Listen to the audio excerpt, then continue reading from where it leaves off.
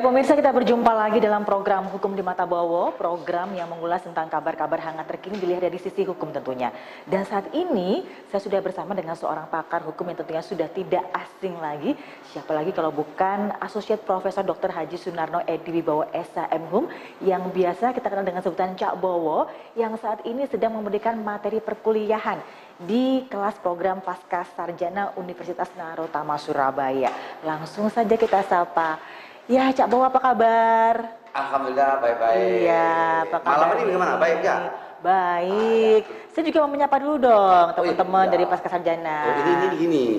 Ini kebetulan ini dari Sorong, jauh-jauh nih. Oh. Datang ke Surabaya. Ya. Apa? Ingin melihat nih Surabaya TV dong. Oh, pasti. Tadi sampai di sana ini kan udah nasional. Ya. Jadi sampai di sana biar nantinya apapun bentuknya sampai mendunia nih. Betul. Kalau sudah di YouTube jadi tahu. Ya. Tapi siapa dulu dong? Dari Sorong nih. Betul. Gak main-main ini. Nah itulah saya punya support, punya dalam arti ya saya sangat-sangat apa ya, responsif sekali. Ya. Salut. Kenapa? Karena belajar dari Sorong ke sini bagaimana? Ya. Bayangkan ya. Nah ya. ini untuk khususnya generasi-generasi ya Jawa Timur pada umumnya, Indonesia dan khususnya Surabaya ini. Oh ya. Ya, wah di mana-mana Surabaya kan bisa loh. Kenapa jauh-jauh dari Sorong ke sini? Kenapa? Ya. Cari ilmu. Ya. Ya. Karena untuk apa ilmu ini? Ya. Nah, justru nanti di Sorong untuk dikembangkan, jadi untuk berdiri sana, untuk memberikan suatu amal ibadah nih ya, ibadah apapun bentuknya, tetapi memberikan keilmuan di sana, biar nanti daerah itu semakin maju pesat, dikarenakan apa? Spirit untuk mahasiswa dari pasca sarjana ini, ya. Magister Hukum nih, sip. Berikan support dong. Apa kabar, Bapak dan Ibu? Baik. Terima kasih ya sudah hadir di sini, luar biasa sekali sebenarnya. Ya. Dan untuk hari ini sebenarnya topiknya tentang apa sih, Cak Bowo? Topiknya menarik sekali. Apa itu? Karena berhubungan dengan salah satu ya tentang kredit, debitur, kreditur, tapi yang jelas ini adalah hukum jaminan. Oh iya, hukum jaminan. Hukum jaminan. Nah, tahu ya? Oh ya, ini datang dari. Nah ini lagi datang semua ini. Alhamdulillah. Ini kita satunya teman. Oh ya. Nah ini. Ya, alhamdulillah. Sangat banyak sekali. Mari. Ya, silakan. Mau duduk aja ya. Nah ini. Bagaimana? Jadi tentang hukum jaminan. Hukum jaminan temanya. Okay. Tapi jaminan ini terdiri dari bagian ada fidusianya dan lain-lainnya. Nah, oleh karena itu kenapa dibahas ini? Ya. Dikarenakan memang di Sorong itu kalau jaminan ini ada Undang-Undang Nomor 5 tahun 60 nih. Ya toh? Ya. Ingat loh pasal 5, pasal 6. Nah, jadi di sana itu hukum adat itu masih hubungannya dengan konteksnya lain dengan lain, tapi nanti ada dialog ini bagaimana kita apapun bentuknya. Nah, kita akan kupas lebih dalam lagi di sini. Dan lagi, kenapa? Ya. Karena di Sorong ini lebih berkembang tentang kotanya, planugrinya baik, penataannya baik, tapi alhamdulillah ini makanya kenapa Sorong jauh-jauh mencari ilmu di Surabaya? Dikarenakan satu untuk generasi yang akan datang. Kenapa generasi yang akan datang? Dikarenakan sana ini atau bapak-bapak ini nanti akan berikan suri teladan. Ingat loh, tokoh-tokoh semua loh. Ini tokoh-tokoh. Nah itulah kita memberikan support ya. Dikarenakan support ini penting sekali. Nah ini ada lagi. Nah ini banyak ini kelihatannya. Ya. Ternyata banyak yang baru datang ya. Ini memberikan support lah. Ini penting sekali. Kenapa? Katanya ini. Kenapa, Cak? Kalau ilmu katanya orang Jawa nih, carilah ilmu setinggi-tinggi, nggak bisa di timur, mana-mana. Tapi yang jelas nih, datang di sini untuk memberikan satu keilmuan bermanfaat pada daerahnya. Makanya ada otonomi daerah seperti ini dibangun. Ya, oleh karena itu penting sekali. Kami sekarang saya serahkan semuanya pada Mbak Faria. Sebelum materi saya sampaikan, Ya, baik. Dan untuk di sesi ini nanti mungkin Bapak dan Ibu juga bisa langsung tanya jawab ya. Kalau dari Kak nanti bisa langsung juga jawab tentang materi kali ini tentang hukum usia. Oke, silakan. Ya, terima kasih Mbak Maria. Ya. Alhamdulillah. Jadi kalau kita bicara hukum jaminan, akan saya kupas meskipun nggak terlalu lama, tapi akan saya kupas fokus dan poin-poinnya. Oke, kita mulai nanti. Setelah itu kita nantinya ada dialog interaktif. Jadi dialog interaktif ini adalah pendapat dari bapak-bapak ini, ibu-ibu ini. Ini saya sudah pasca. Ya. Kalau adik-adik kan saya salah, karena umumnya sama. Jadi bapak-bapak dong sama ibu-ibu. Kalau saudara-saudara dan saudari kurang elok lah, bapak-bapak dan ibu ya. Oke, kita mulai ya.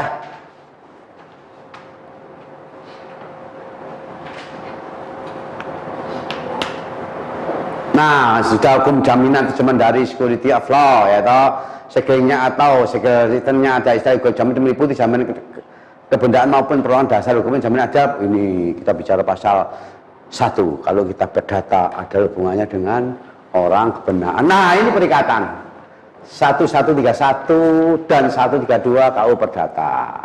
Berarti harus melihat tentang buku 3 kalau kita bicara tentang perikatan dan perjanjian.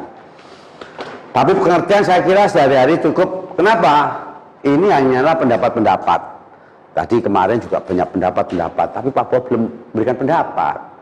Ketika nantinya kelas dari Sorong nanti saya kirim ya bukunya. Jadi kalau sudah buku, jadi pendapat saya nanti ya. Tadi referensi-referensi, oke? Nah, pengertian jaminan kehidupan saya zaman adalah suatu benda atau barang yang dijadikan sebagai tanggung jawab dari teman. Jaminan kamu jadikan semua pendapat. Satrio ini ada pendapat-pendapat. Pendapat juga dalam arti apa sih sebetulnya eksistensi benda-benda harus benar atau eksistensi perjanjian pokok jaminan larangan itu memiliki benda jaminan atau ini formalisme dan aturan formal dalam jaminan mengikuti benda melekat pada benda dimanapun berada. Kalau melekat itu berhubungan dengan SHU, HGB, ya toh, hak milik, surat hak milik dan sebagainya. Nah, tapi jangan lupa kalau surat hijau di Surabaya ini tidak bisa karena tanahnya negara, oke? Kalau dulu agent nomor ponding akhirnya menjadi tanah dikuasai setelah ada suatu undang-undang penyerahan dari Belanda ke Indonesia, maka dengan demikian Kota Praja sekarang menjadi adalah aset pemerintah kota. Nah, ini kembali hipotek merupakan hak kebendaan atas benda tidak bergerak. Nah, sesuai dengan Pasal 1162 dan Pasal 1165 kita Undang-Undang Hukum Perdata Hipotek merupakan hak kebendaan melekat pada benda itu dan bergerak dijadikan objek jaminan hipotek dengan tangan siapa benda tersebut berada. Untuk mengambil pengertian padanya perlu diperlukan suatu perikatan. Loh, kok gini?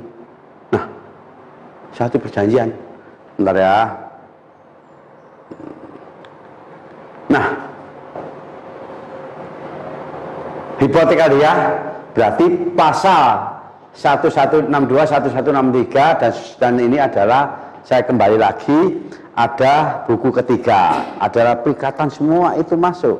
Nah, oke. Tinggal ada buku 2 berhubungan dengan bendaan. Ada buku 1 adalah hubungan dengan orang. Itu melekat karena ini hukum perdata.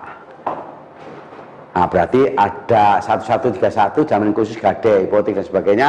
Tapi tidak lepas dengan hak retensi hak yang diberikan pada juru kuasa untuk barang-barang menjadi si pemberi kuasa sampai dengan terakhir memenuhi kewajiban terhadap dinamakan hak retensi, suatu hak seperti yang diberikan kepada seorang tukang yang mengerjakan suatu pada perseorang. Nah, jangan lupa ketika ada suatu memberikan suatu kuasa seorang kuasa pada kliennya, mesti jangan lupa hal-hal sifatnya demi kepentingan penerima kuasa. Nah, penerima kuasa diberi kewenangan bla bla bla bla, tapi akhirnya berikan kalau hak retensi berarti diikat sendiri.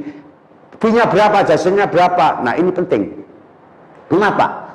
Karena di dalam undang-undang tentang hubungannya dengan money laundry 10/2008 ada hal yang penting. Ketika seorang pengacara menyimpan suatu hubungannya dengan adanya ketahuan dari PPATK menyimpan uang atau dititipkan uang yang dari korupsi, hati-hati. Nah, ini bisa terkena jerat persoalnya pasal money laundering atau pencucian uang ya, ingat. Nah, oleh karena itu harus kalau kuasa diikat oleh hak retensi. Jadi tersendiri berapa persentasenya dan sebagainya kami jangan cari, tapi ini kami teruskan pada suatu hak seperti yang demikian pada seorang tukang mengerjakan suatu pada seorang.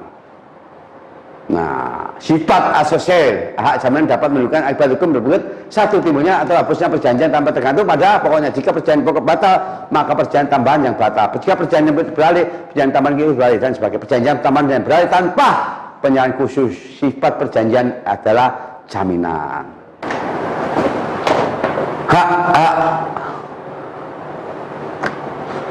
Hak jaminan ini berarti ada asas tertial, aksesorinya, preferensinya, non distribusi dan sebagainya. Ini penting sekali. Nah, tapi jangan khawatir ya.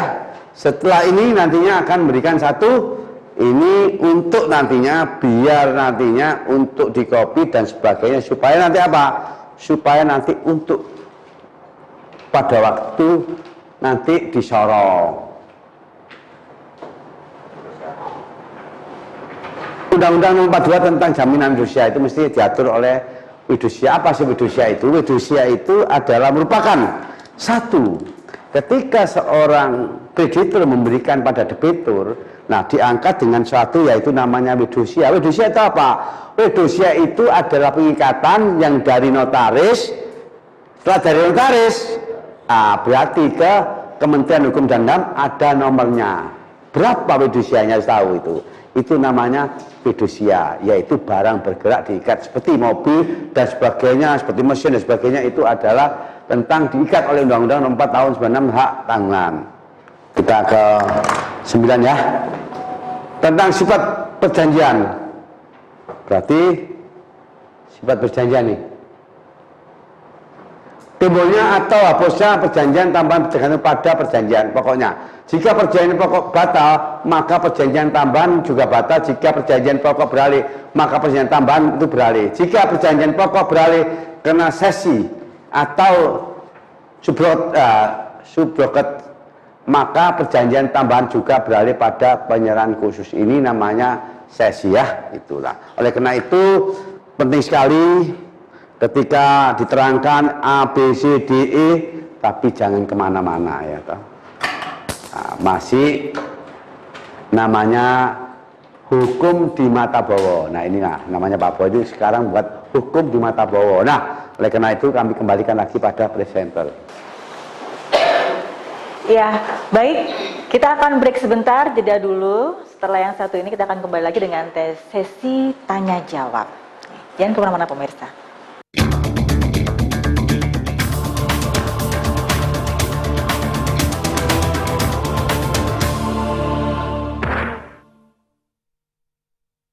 Selamat pagi, khususnya pencinta sehat dan bugar. Pagi hari ini saya, Ami, akan mengajak pemirsa beraerobik ceria.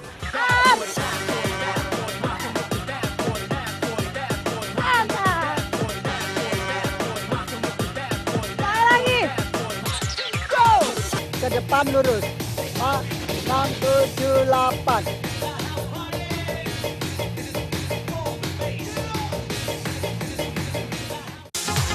Salam Indonesia, halo pemirsa, apa kabar Anda? Program kesayangan kita Ron Abdul kembali hadir ke hadapan Anda. Sorotan cahaya pada tangga dan beberapa cahaya-cahaya ganjil pada sejumlah foto menimbulkan teka-teki bagi para pemburu hantu. Seorang penyelidik paranormal tidak yakin bila Franklin House berhantu, namun bangunan itu diyakini memiliki atmosfer yang tidak lazim. Mobil berplat nomor Amerika Serikat itu anti peluru dan memiliki mesin yang tangguh.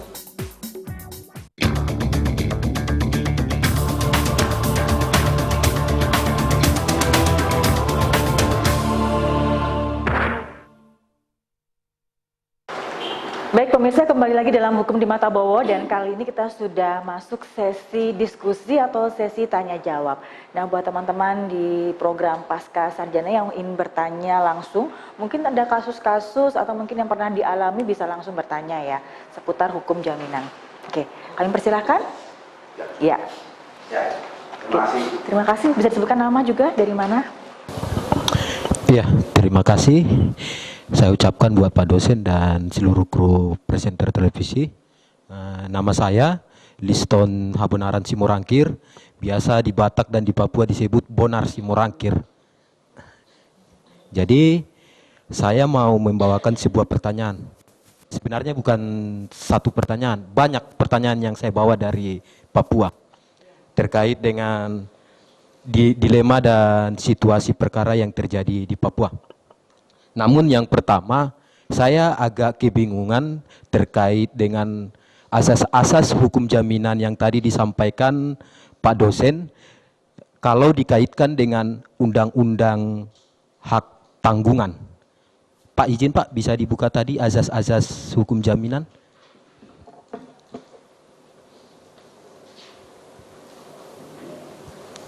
Nah, yang saya maksud di sini, pertanyaan saya adalah azas non-distribusi atau tidak dapat dibagi-bagi kepada beberapa kreditur. Yang menjadi pertanyaan saya adalah, dalam pasal 6 Undang-Undang Hak Tanggungan, Undang-Undang Hak Tanggungan kita sama-sama mengetahui itu pada Undang-Undang Nomor 4 Tahun 1996. Dalam pasal 6 disebutkan bahwa apabila debitor cedera janji, pemegang hak tanggungan pertama mempunyai hak untuk menjual objek hak tanggungan atas kekuasaan sendiri melalui pelelangan umum serta mengambil pelunasan piutangnya dari hasil penjualan tersebut. Yang saya garis bawahi adalah apabila debitor cedera janji, pemegang hak tanggungan pertama, yang dalam penjelasannya disebutkan bahwa kreditornya lebih daripada satu. Sementara pasal ini sangat bertentangan dengan asas hak jaminan, yakni non-distribusi, tidak dapat dibagi-bagi kepada beberapa kreditur. Artinya kami disorong kerap itu terjadi sebuah hak atau sebuah jaminan atas tanah atau sertifikat hak milik itu dianggunkan kepada beberapa kreditur bank. Mungkin tanggapan Pak dosen menyangkut hal kedudukan hukumnya ini seperti apa? Terima kasih. Oke. Pak Bonar ya. Mas, nggak apa-apa di situ aja Pak. Ya. Alhamdulillah ya. Ini oleh karena kalau kita itu bicara Pak dosen semua, Pak dosen ini ya bisa tanyakan, tapi jangan lupa ini ada tanya, nanti bisa saran pendapat dan sebagainya. Jadi saya ini tidak bisa menjadi salah satu punya suatu hak imunitas tidak, tapi kita bagikan yang itu. Tapi saya jelaskan, memang bertentangan. Kalau asas itu tidak berubah, tapi undang-undang akan berubahnya. Asas apapun tidak akan berubah. Tentunya asas legalitas itu tidak akan berubah, tetapi peraturan berubah. Oleh karena itu Pak Bonar mengatakan benar. Namun demikian, aturan terus menggelinding badan, nggak boleh itu. Sebagaimana di dalam asas jaminan, kalau kreditor tidak bisa membagi-bagikan kepada beberapa kreditor, contohnya bank ini, bank A, B, C, D, ketika nantinya ada suatu kekolepan, ada suatu bank ini jatuh, ada apa dan sebagainya, itu tidak bisa sebetulnya dibagikan pada bank lain, tetapi ini ada asas, maka asas jangan berubah, tapi peraturan akan berubah. Nah, contohnya, sekali sudah kata kenal, tapi ketentuan yang menunjukkan khusus itu kan sesuatu tidak bisa. Tapi kalau peraturan berubah ini, nah inilah yang dimaksud pertanyaan dari Pak Bonar tadi memang. Nah, oleh karena itu, kalau hal ini memang dibenarkan, maka saya minta pendapat dari bapak-bapak ya, khususnya dari masa pasca sarjana waktu sebelum pertama ini, bagaimana tentang apa yang saya sampaikan. Ketika ada tidak sependapat, ini namanya era demokrasi. Begitu saja. Saya kembalikan Mbak Faria. Ini adalah memang benar. Asas itu tidak akan berubah, tapi aturan bisa dirubah. Jadi ini adalah konteks definisinya demikian.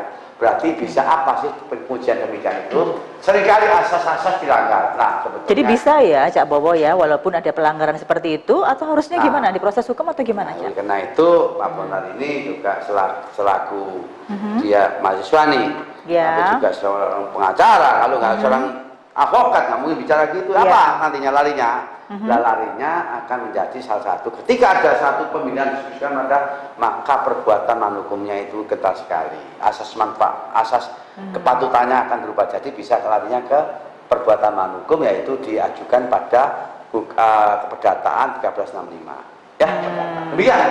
Oke. Barangkali ada yang lain. Baik, gimana Pak Bondan? Sudah terjawab? Oke, ada lagi mungkin yang lainnya? Oh ya, baik, silakan. Dengan siapa, dari mana ya? Terima kasih kesempatan yang diberikan. Saya Mario dari Sorong. Bisa kembali ke, saya hanya mau menanyakan tentang retensi.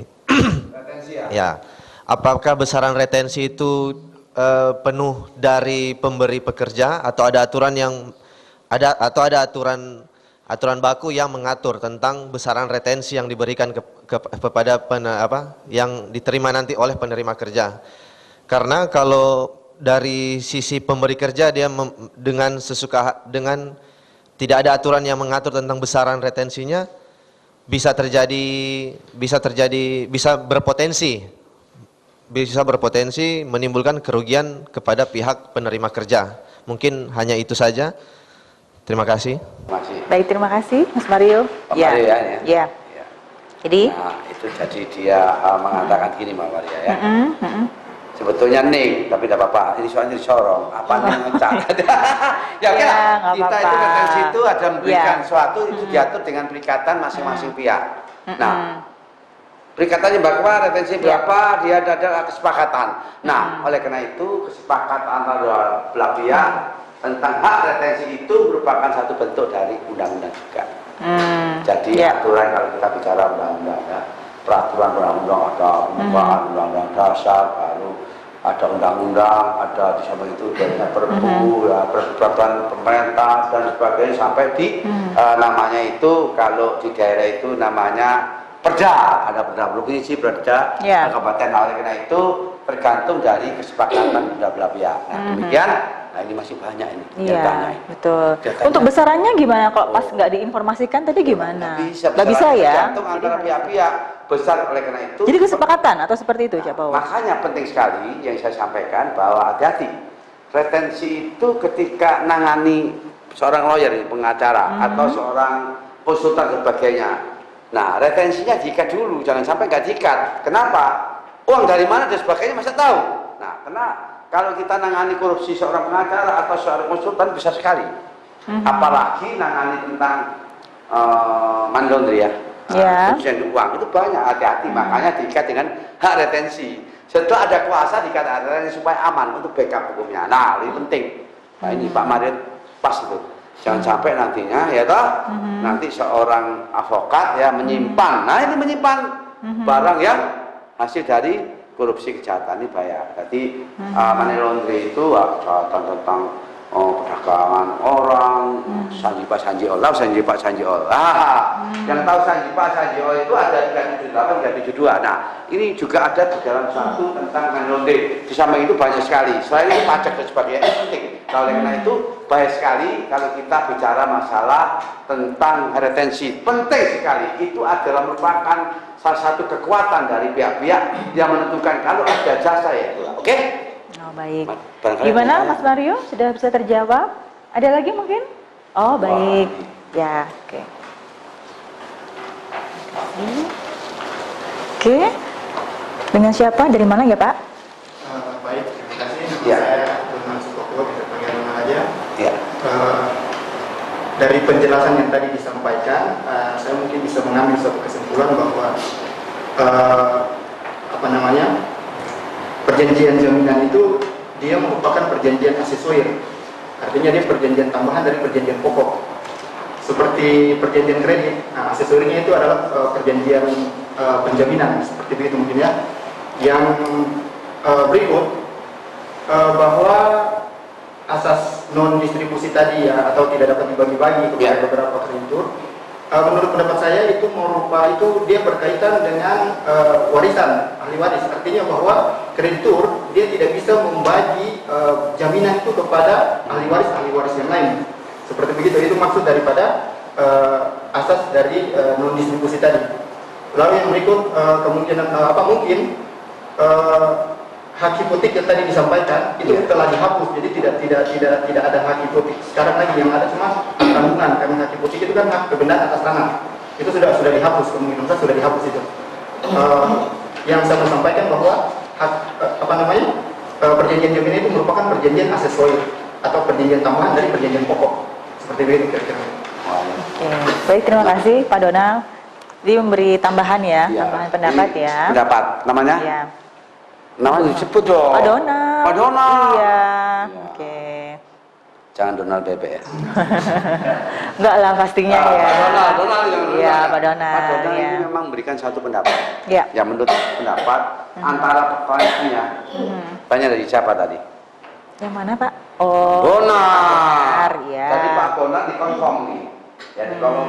Dia ternyata tidak bisa, itu dicerna. Tapi kalau kita bicara asas nih.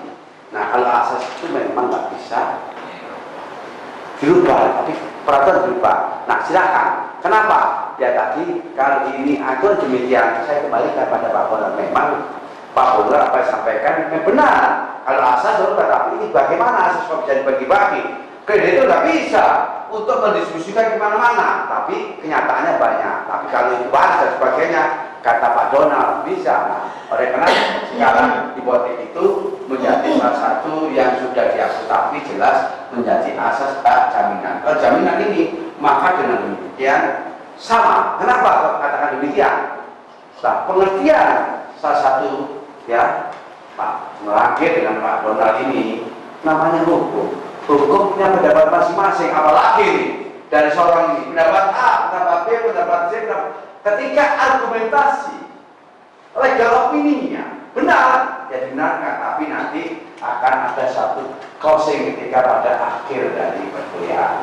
Nah, closing di mana? Closingnya nanti, oke, pendapat nanti akan menjadi salah satu, yaitu ulang dari Sorong, jangan lupa buat makalah apa yang kita bicarakan ini. Nah, dari pendapat oleh karena itu namanya dari kelas Sorong ya, saya berikan. Cakep nggak? Oh iya. Cakep ya? Cakep ya Bowo. Ini barang ada lagi. Iya iya. Ada lagi mungkin? Oh ya, baik, silakan Dari- Ibu. Jangan main-main. Dengan siapa, dari mana gitu ya?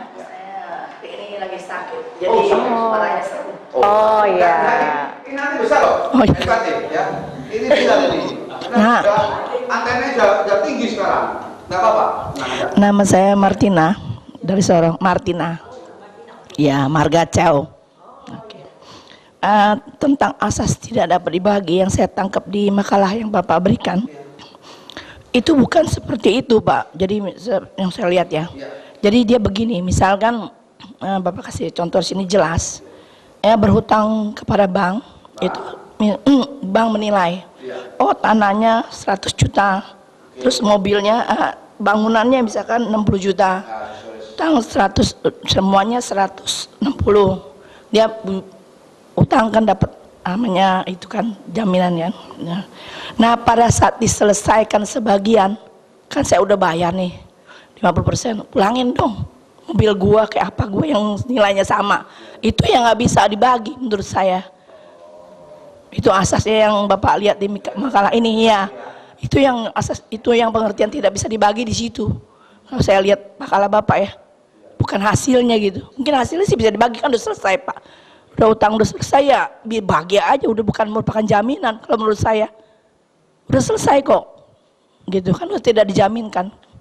Udah menjadi warisan, ya silakan bagi. Tapi kalau begini yang saya tangkap begitu.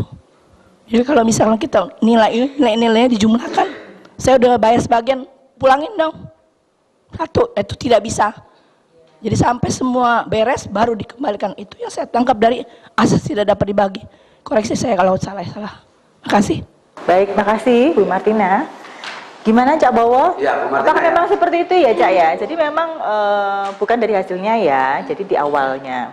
Ketika perjanjian, apakah memang dulu seperti itu? Iya, ini kan pendapat. Ya, ini pendapat ya, dari ya. makalah, tapi kan boleh dibantah. Oh ya, ya. Dibantah ya Oke. oleh Pak Donald nih, Pak Semenangin boleh, boleh ya, dibantah. ya. Nah, kan nggak sama, tapi Nah. seperti ini memang pendapat saya. Tapi boleh, Ya, boleh, ya. tapi nggak apa-apa, memang benar. Ya, gimana? Menurut Gimana? benar, tapi jangan dulu dong. Oh, gitu. Masih banyak nanti. Oh. Nanti semua kan nggak terbagi, tapi jelas pendapatnya dari pemateri demikian. Boleh, pendapat boleh. Karena kenapa? Kok pendapat boleh? Ini pasca. Oh, iya. Jadi Pasca bebas enggak? ya, Ya nanti ya, akan baik. diuji, pendapatnya Oke. diuji pada waktu akhir dari tesis. Oke, Itu baik. nantinya. Ya. Nah, ini sebetulnya memberikan satu perasa tesis, tapi tidak apa-apa lah. Bagus, pendapat, tapi yang lain. Oke. Yang lain banyak ini. Oh, ya sudah. Oke. Nanti Kita ya. break dulu atau gimana? Oh, ini saya kembalikan pada presenter pada host yang punya kuasa untuk memberhentikan. Kenapa? Lihat. Hukum Oke, pada bawa ya. sponsornya ya. Oke, baik. Kita akan break sebentar ya. Teman-teman dari program Pasca Sarjana juga pemirsa, kita akan kembali lagi setelah jeda pariwara berikut. Tetap di Hukum di Mata Bowo.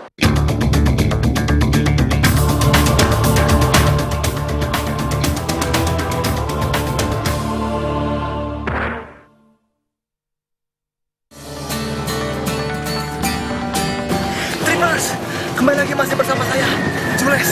Dan sekarang kita lagi keadaan perang ini. Oh, coba tuh mas, ini mas. Wow, gede banget. Wow. Ternyata saya benar-benar butuh perjuangan untuk menuju pantai Lagun Pari, Trippers. Saya harus mendaki gunung, lewatin lembah, sungai. Tuh kan, mulai lebay kan. Tapi serius, beneran Trippers.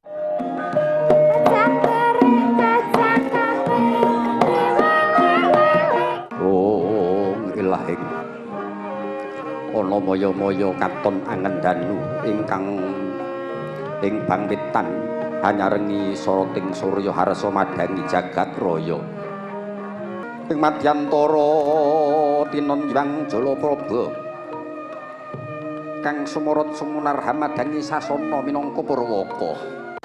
Baik pemirsa, kita masih bersama-sama di program Hukum di Mata Bowo dan kita akan lanjutkan lagi perbincangan seru kita kali ini masih tentang hukum jaminan. Dan bagi teman-teman dari Pasca Sarjana juga ingin bertanya jawab, silahkan saja, monggo. Saya persilakan waktunya. Ada mungkin yang ingin bertanya lagi? Baik, ya.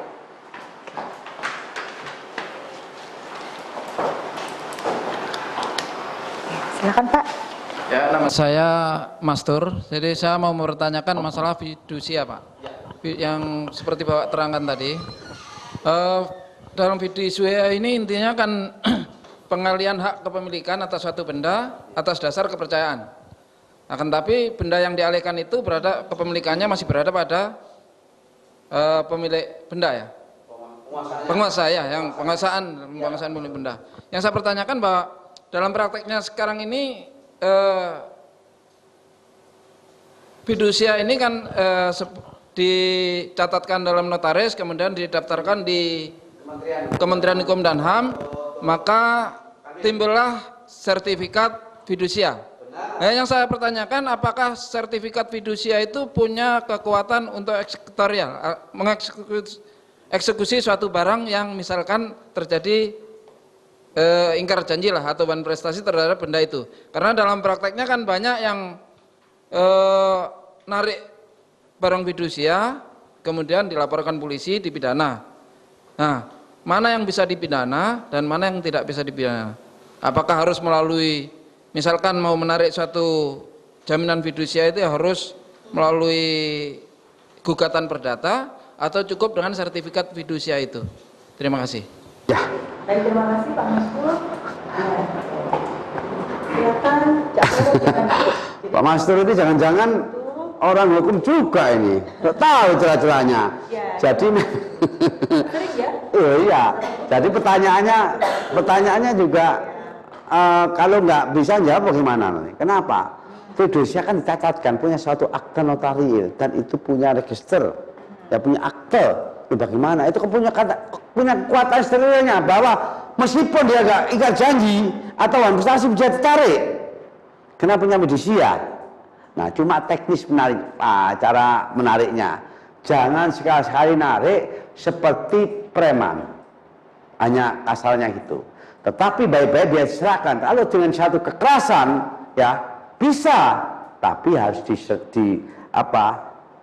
di backup dengan adanya penyerahan secara sukarela, boleh. Tapi kalau nggak sukarela, nggak bisa. Nah, oleh karena itu seringkali masyarakat itu, meskipun ada fidusia, punya kekuatan hukum tetap ketika ada satu gugatan 1365. Jadi oleh karena dari pihak debitur biasanya.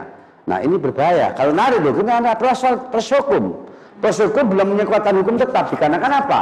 Dikarenakan meskipun ada kekuatan hukum yang memang punya suatu tetapi apapun bentuknya, ketika ada gugatan bahwa tidak bisa narik begitu saja. Apalagi sekarang ini fidusia itu seringkali dilihat masyarakat sekarang pintar loh. Ini fidusia satu, ternyata tidak ada, tapi satu untuk semua unit. Nah, ini berbahaya sekali. Nah, oleh karena itu jangan sekali-sekali menarik dengan suatu kekerasan. Kenapa? Ketika STN-nya maupun kuncinya atau mobilnya ketika dibawa paksa, berarti masuk 368, yaitu tentang pidana. Nah, itu hati-hati. Makanya hukum sekarang berbahaya. Kenapa? Masyarakat sekarang ini melek hukum. Kenapa? Lihat di khususnya di apa itu, di YouTube, di internet tahu semua. Nah, oleh karena itu perlu sekali dari kesimpulannya dari khususnya Pak Mastur tadi, memang benar secara hukum demikian, ya toh? Tetapi hanya teknis saja. Tapi kalau sudah ada gugatan, tidak bisa menyangkut eksekutorialnya dikarenakan masih ada perlawanan yang ditempuh. Karena sudah masuk ranahnya adalah pengadilan, nantinya bagaimana? Karena sudah diuntungkan debitur oleh sistem pengadilan, mulai dari pengadilan negeri, pengadilan tinggi sampai Mahkamah Agung. Demikian Pak Mastur, mungkin barangkali ada suatu tambahan dari teman-teman. Kalau Pak Mastur tadi tanya, tapi boleh pendapat, boleh saran, itu adalah saya kembalikan pada mahasiswa program pasca sarjana, yaitu bapak-bapak, ibu-ibu, silakan. Oleh karena itu penting apa arti fidusia, yaitu fidusia barang bergerak, barang bergerak dikarenakan ada suatu perikatan utang piutang. Demikian Pak Mastur, terima kasih. Ya. Ini ada yang bertanya juga dari saya pribadi, misalnya untuk kasus yang dari Pak Mastur tadi gitu ya. Ya. Nah, ketika memang ada uang prestasi dari pihak debitur, nah seharusnya krediturnya gimana nih, Cak? Kalau misalnya narik pun juga salah kan, walaupun memang dalam tanda kutip tidak dengan cara kekerasan, tapi harus dikasih SP1, SP2, sampai SP3 dan tidak bereaksi itu bagaimana, Cak? Secara proses hukumnya itu kan dari pihak kreditur sendiri tidak bisa melakukan apapun kan, kalau misalnya ya terpaksa harus ditarik paksa seperti itu. Nah, ini saya melihatnya dari sisi kreditur. Ya, memang narik paksanya itu secara hukum paksa loh ya, kan nggak sendiri, biasanya banyak orang 10, 12 kan menakutkan, kan takut. Nah, dengan ketakutan hati-hati. Ketika kunci ST nggak diserahkan berbahaya sekali. Kalau mobilnya itu tadi secara paksa, itu namanya perampasan. Berbahaya, makanya pada unsur perampasannya juga yang ada unsur melanggar hukumnya. Iya, kreditur melanggar hukum masih hati-hati. Kalau bicara masalah fidusia, memang itu sudah merupakan sebuah bagian masyarakat, kecuali kalau datang ada persuasi dalam arti humanis, itu lain, diserahkan. Sudah aja bahwa sudah SP1, SP2, SP3. Iya, SP1, SP2, tahu-tahu. Enggak mempan gitu, Cak. Gimana? Kalau ini jangan rame-rame, banyak pengacara digugat nanti ya. Nah, nanti kasihan leasingnya. Nah, ini banyak pakar-pakar hukum, makanya. Nah, ada Bu Martina mau berpendapat juga? Oh, boleh pendapat boleh. Bapak pendapat boleh. Bapak pendapat boleh. Saran boleh. Sekalian juga, ya, pendapat saya juga lihat-lihat dari diskusi kemarin tentang fidusia ini, mungkin SP1, SP2, SP3-nya itu mungkin ya Pak melibatkan pengadilan. Jadi bagaimana itu jadi berkekuatan hukum tetap, ya begitu yang hanya keluarkan memang harus ditarik gitu. Jadi nggak bisa secara pribadi karena kita kan negara hukum. Mungkin itu masukan. Mungkin juga mau tanya Pak Bowo bagaimana itu betul tidak pendapat saya seperti itu. Terima kasih. Terima kasih Bu Martina. Jadi usulan dari Bu Martina tadi. Usulan ini saran. Pengadilan ya Bu ya, dengan persetujuan koordinasi dengan pengadilan. Jadi ada kekuatan hukumnya. Jadi ketika memang harus tarik paksa ya sudah seperti itu. Gimana Cak? Apakah memang betul seperti itu? Masyarakat nanti lapor. Karena dalam Undang-Undang Nomor 2 Tahun 2002 pasal 13. Kenapa? Polri tidak boleh menolak perkara, menolak laporan, melindungi, melayani, mengayomi. Nah ini jadi bahaya. Nah kalau tadi paksa nih, tapi strategi-strategi itu yang tahu adalah leasing juga. Tapi jangan sampai leasing membuat satu kekerasan ya. Nah kekerasan malah sebetulnya ini debitur itu ada masalah, timbul masalah yang kreditur atau leasingnya ini berbahaya. Tapi saat seperti itu baik, tapi diterima dan nanti kami lemparkan pada teman-teman ini. Kita teman-teman, teman-teman. Kalau jangan sampai ini teman-teman saya, karena ini sharing gitu. Oh, kalau yang lain, iya Pak ya. Pak Martin. Oh. Baik, nama saya ya. Martin Rahanda. Kami dari Sorong, Martin Jaya. Perlu kami sampaikan terkait dengan hak jaminan. Ini antara debitur dan kreditur kan ke pencatatan atau pendaftaran daripada hak jaminan mereka ini kan ke notaris. Pada saat di mana pencatatan di notaris, memang ada item-item terkait dengan penerapan mungkin sanksi dan lain-lain apabila terjadi uang prestasi atau mungkin pembayaran yang tidak tepat waktu. Nah, sekarang jadi permasalahan kalau dibilang surat peringatan kami tidak setuju sebenarnya. Itu harusnya memang bukan peringatan atau peringatan pertama, peringatan kedua. Tapi surat pemberitahuan pertama, jadi peringatan. Ini tata bahasa kan berbeda antara peringatan dan pemberitahuan. Kalau peringatan seakan-akan itu kan punya kekuatan hukum bahwa yang dari kreditur itu mengharuskan. Tetapi dia bukan sebagai penegak hukum, sehingga harus diadakan pemberitahuan. Dasarnya adalah bukan peringatan tapi pemberitahuan bahwa jaminan Anda sudah berakhir. Tindakan demikian itu yang sehingga kami tidak sependapat kalau disebut dengan surat peringatan, tapi surat pemberitahuan pertama, surat pemberitahuan kedua, surat pemberitahuan ketiga, sehingga ini punya kekuatan hukum bahwa yang punya legalitas untuk memberikan peringatan setidak-tidaknya yang punya kompetensi bidang hukum tadi. Yang berikut yaitu bahwa jadi permasalahan surat pemberitahuan pertama, kedua, ketiga sudah. Tapi kalau umpamanya saja ini debiturnya itu tidak mematuhi apa yang diperjanjikan atau jadi bahan jaminan tadi, ini dibawa ke polisi, sebenarnya sanksi hukumnya apa? Ini masalah ini kan masuk apakah ini pidana atau bagaimana? Ini yang karena tadi disampaikan. Saya dapat tangkap yang pertama tadi terkait dengan pencatatan atau wajib didaftarkan. Wajib didaftarkan ini kan ada 3. Satunya itu terkait dengan fidusia, yang kedua itu hak tanggungan, yang ketiga itu hipotek. 3 ini semua kan wajib didaftarkan di pusat. Ya Pak ya, ini kan wajib didaftarkan di pusat. Nah, sekarang jadi permasalahan adalah bahwa kalau pemberitahuan pertama, pemberitahuan 2, pemberitahuan ketiga tidak dilaksanakan. Nah ini sanksi hukumnya apa? Ini permasalahannya demikian. Baik, itu yang dapat kami sampaikan. Terima kasih. Terima kasih Pak Martin. Gak apa-apa Pak, di situ aja. Ya. Jawab. Ya. Ini bertanya. Ya, gimana sanksi hukumnya apa ini? Tapi kalau kita kembali lagi pada tadi kita ada ira-ira itu. Ada ira-ira. Kalau daerah-daerah itu sudah punya kekuatan hukum serialnya, sudah bisa. Tetapi teknis-teknis ini kan lain. Tapi jangan sampai ke sana. Boleh ada ira-iranya, kecuali nggak ada ira-iranya. Ira-ira itu merupakan satu bagian ketika menarik. Tapi siapa yang memberikan salah satu menarik ini? Tapi jangan sampai menarik sehingga dia bentak-bentak bawa pentung dan sebagainya, ini bahaya. Oleh karena itu hanya kembalikan pada teknis. Terima kasih Pak Donald. Nah itu yang kami Pak Donald mengira. Kalau oleh karena Pak Martin. Ya. Memang benar loh. Kalau sebelum penegak hukum jangan sampai berikan satu persoalan-persoalan somasi dan sebagainya. Ya toh pemberitahuan kata Pak Martin memang benar. Makanya sekarang ini penasihat hukum itu laris dikarenakan di dalam Undang-Undang 18 tahun 3 pasal 5 advokat itu adalah penegak hukum. Ya enggak? Benar enggak? Nah, kalau yang memberikan suatu somasi adalah penegak hukum, advokat itu sudah merupakan satu alat bukti, yaitu nama peringatan, bukan pemberitahuan, peringatan 1, 2, 3, itu kan bayar itu bisa. Nah itu apakah bisa pidana atau tidak? Nah kalau itu ada suatu pernyataan yang dibuat pernyataan bahwa saya menyatakan membayar pada bulan, hari, bulan, tahun, dan sampai.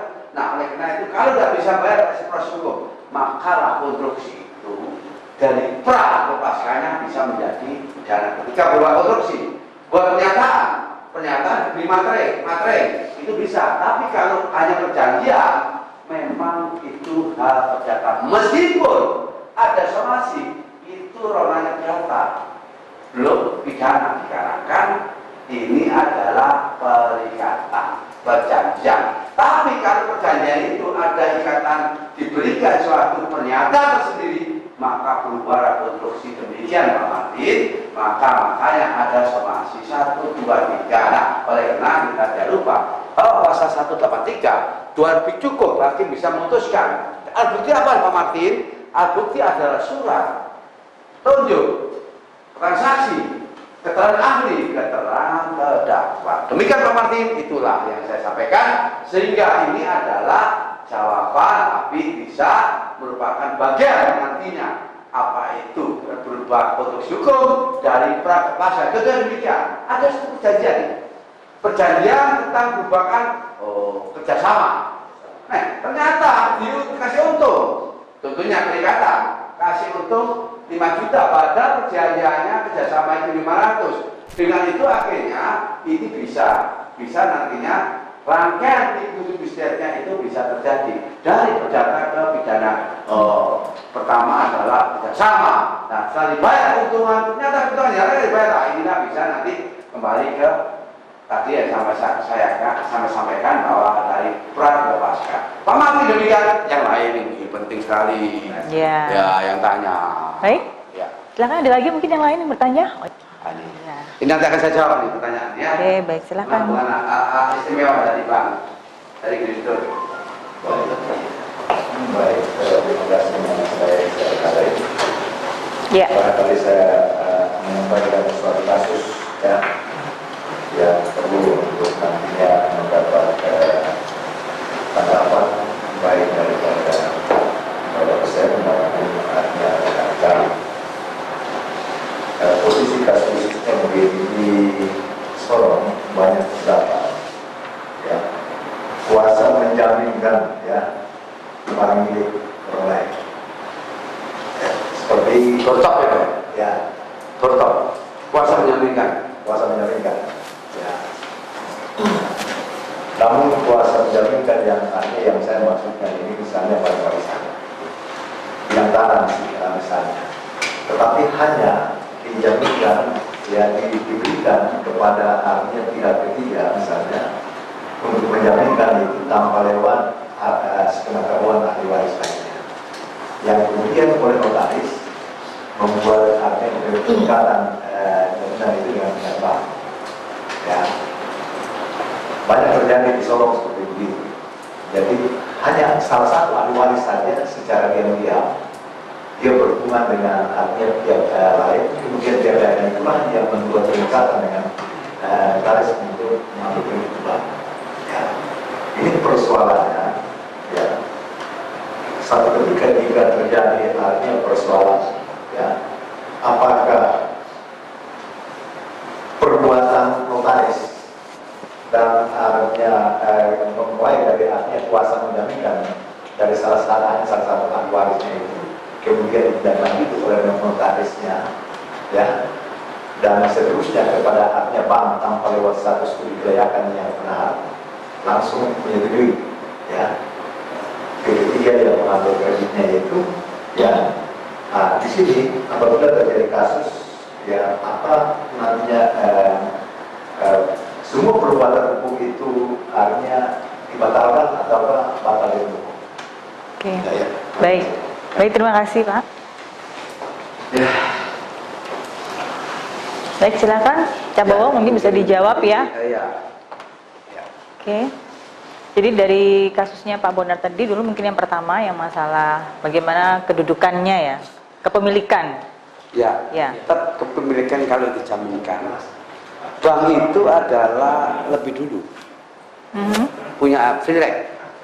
Ya. Flag itu penting sekali. Karena kan flag itu adalah khusus. Karena sudah ini bank nggak main-main, punya khususnya ini semua uang yang ini kan dari masyarakat. Maka penting ketika ada sesuatu yang berhubungan dengan sisanya nantinya ini urusan nanti, tapi yang penting bank ini adalah memang nggak meskipun digugat apapun bentuknya tetap bank punya hak fileknya. Tadi hak khusus tidak boleh, tapi ketika nanti dilelang ada sisanya ya dikembalikan pada pihak-pihak itu hanyalah salah satu hukumnya. Bisa saja membuat perlawanan, membuat perbuatan hukum dan sebagainya boleh, karena di dalam undang-undang 48 tahun 2009 ada pasal 10, ada pasal 51. Seorang hakim, kuasa kehakiman tidak boleh, pengadilan tidak boleh menolak sesuatu yaitu gugatan apapun yang boleh, tetap harus diterima. Tapi nanti ada putusannya di hukum di mata hakim yang nilai. Karena kemudian dalam pasal 51, jadi hakim tidak boleh lepas dari peraturan undang-undang. Tapi memang hakim punya keyakinan, nah itulah nanti yang menilai. Makanya jangan main-main. Karena sekarang ini saya ada terkejut ketika melihat sesuatu yang berhubungan, ya, ada dari pengadilan Jakarta Selatan. Hakim ketangkap dan PP-nya sampai ketangkap dan pemasarannya dikarenakan memang sesuai dengan Undang-Undang 30 tahun 2002 pasal 12 itu seorang APK punya hak untuk menyangkut dan sebagainya. Tapi maka dengan demikian disampaikan dengan demikian sehingga nantinya hakim lebih hati-hati untuk memutus karena ini merupakan hak jaminan. Nah, oleh karena itu saya kembalikan lagi Pak Isa. Memang Pak Isa itu benar seperti itu Pak Isa. Ya, tapi ingat Pak Isa, perdata ini bisa berhubungan dengan pidana. Kita melihat pasal 263 KUHP 264 dan 266. Kalau 263 adalah ada masih ada komunikasi keterangan yang bisa kena pasal memberikan keterangan dan surat palsu atau tidak otentik atau memasukkan sesuatu pada otentik ini khususnya pada perorangan tadi ya yang mengaku bahwa dia itu salah satu ahli sudah ya. Nah, seharusnya seorang notaris jangan mudah demikian, harus lihat dulu apa benar. Nah, kalau nanti notarisnya ya seperti ini bisa saja notarisnya kena pasal 5556 KUHP, yaitu pasal karet ikut serta atau ikut membantu. Maka hati-hati jadi seorang notaris, apalagi sekarang rawan ke dalam suatu sistem sekarang online, sistem itu hati-hati melihat dulu notaris apakah namanya ini ada lewat saya, dia bisa, kawannya bisa. Sekarang hati-hati, notaris dulu hati-hati, meskipun disorot hati-hati. Meskipun sini sudah alhamdulillah banyak notaris yang kena pidana karena beri keterangan apa yang disampaikan Pak Isa. Banyak ini, bahkan seorang profesor lalu guru besar Subaya masuk. Itulah yang namanya sekarang ya, semua ada kabar pun tidak salah ya. Demikian Pak, itu ada dosa dari di sini ada seorang profesor yang masuk dikarenakan dengan keterangannya tidak benar, yaitu namanya itu persoalan apa ya. Demikian Pak ya. Nah, kembali lagi. Nah, ini saya ingin Bapak ada Bapak saya. Nah, ini ada teman kita yang empat ini belum ada pertanyaan, sehingga perlu sekali Mbak Maria dikasih pertanyaan. Nanti aja Pak kita lanjut lagi ya Pak ya. Betul ya. Nah sekarang untuk summary aja Pak dari diskusi kita kali ini, apa yang ingin disampaikan oleh Pak Bowo sendiri gitu ya tentang hukum jaminan. Nah hukum jaminan itu penting sekali, jangan sampai memberikan hukum jaminan, data yang ada di hukum jaminan, data yang kurang benar, dan data itu memberikan keterangan yang palsu, membuat surat palsu, mengatakan ini alih dan sebagainya. Tetapi jangan sampai ke sana. Nanti arah sebetulnya persoalan dari buku 3 nanti akan mengarah ke hukum pidana.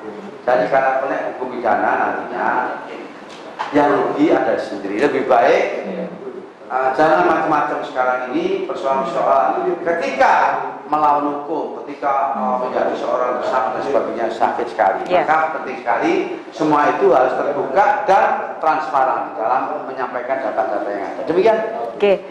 Baik, demikian Hukum di Mata Bawah untuk edisi kali ini. Terima kasih untuk edukasi dan juga waktunya pada kesempatan kali ini Cak Bowo dan pemirsa. Sekali lagi terima kasih untuk kebersamaan Anda dan kita akan jumpa lagi Jumat depan. Salam Surabaya TV.